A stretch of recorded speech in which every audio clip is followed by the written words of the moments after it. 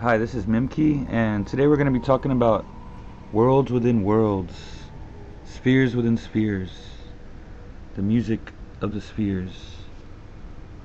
This is Metatron's cube, and if you were to imbue this with vibrations, you would have every creation that you have ever seen. This is the patterns of our world, and if you notice, even within here, you have the cube of space. Is the corpus, the cube of space, and that's what we're going to be talking about today. And one thing that you notice with all the paths that we have in the world, all the from the major religions to the monk systems to the societies to the personal path, told in the Book of the Dead, or it's just, I should say, both the books of the dead, the Egyptian Book of the Dead. There's always one thing that's common and that pervades all books, all stories, and everything, and that is the unfolding, the becoming, whether it's as the thousand-petaled lotus or whether it's as a rose in the mist. There's always a revelation to be had. It's all about an unfolding and a becoming. And today we're going to illustrate this by using a real popular mandala known as the AZOTH Mandala. Now, I like to use this one because a lot of people know it. But it's important to notice that this process being described in these is based on this idea, because it goes back even to the scene, the name itself. In Greek, Chrysos itself is one way of saying gold, and the cross, of course, is the sign of a man, with his arms out crossed and his feet together. And in alchemy, you have, from lead to gold. This is the alchemy symbol for lead to gold. And so this process is natural in the earth. The earth will lead naturally turns into gold, and if you don't harvest it, it naturally turns back to lead. So this is a natural process. So what alchemy is all about is inserting man into this natural process from lead to gold, and then you get Christos, the golden man. And of course, that's Cairo for Christos. And that's also the Cairo is right here. Hiram Delat Mekasot. This is the operation of the sun. The operation of the sun. That's what this is. So when you get into this, obviously you have to, everybody knows the allegory of the seven seals.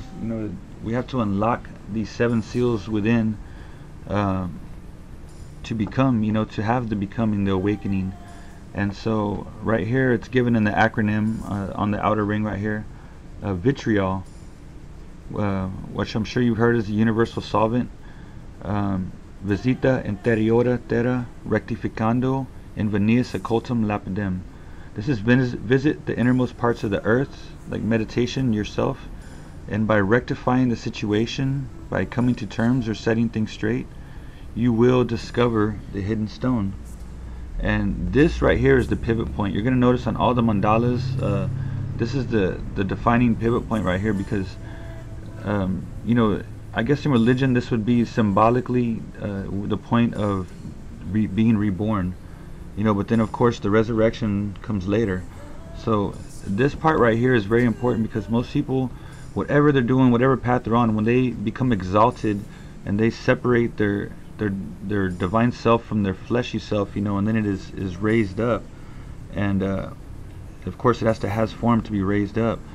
There has to be a rectifying of the situation. It has to all come to terms with not just what you were, but now your unfolded self, and the relation to the world as it is, as it was, as it's going to be, as at the same time your relation now to the new world that you are now awakened to and aware of. It's a very important part, because you have to put all this together into a new you, into a new life, and then you will discover the hidden stone.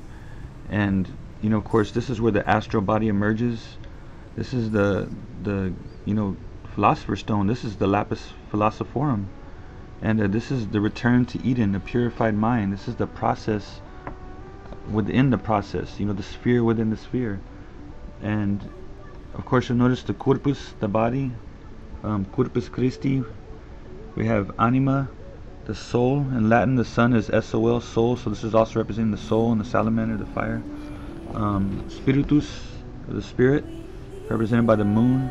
Right here they have the pineal gland with the wings, and you'll see right here the alchemist in the work, as you'll see it down here as well. This is the alchemist in the work. See right here, he's already in control of his lower passions. That's how they symbolically signify that here. Down here is, even in your innocence, in your youth, the things we do, they still create this, I guess, this aspect of ourselves that does not go away. Even when we are raised, it is still there, nipping at the heels, they say, and you can always fall from your position and back into the pit. So this is an important representation right here, what they're showing. The scepter usually is pointing down, and this one he has it up, with the crown and the halo going and the shield. So sometimes you're going to see the lion with wings, and that's showing that the lion, the lower passions have been exalted and purified. In this situation right here, he's just resting on it. So there's different ways. If you ever see the lion with wings, exalted like that, he'll usually be eating the dragon, or he'll be biting into the dragon. But see, what's important right here is this cube right here, the six-sided cube, unfolds into the rose cross. So that's why they say the operation of the sun, it's the whole of the whole, solve et coagula, but at the same time within this, the principles are within everything, because that cube right there unfolds into the rose cross. This is the cube. This is the perfected ashlar, unlocked, unopened, and I should say opened, excuse me. This is when it opens up, it's like a kernel of corn in there, a focalized point of light, and it's like a kernel of corn. So when it pops, it just, it opens up, the rose unfolds, the box opens up, everything comes out, the leaves emerge, INRI, Igni Natura Renovatur Integra, excuse me, and this is all told within the process. It is the becoming. And that is what everybody's always talking about, an awakening of the sleeper within, this is the apotheosis of man. That's what this is.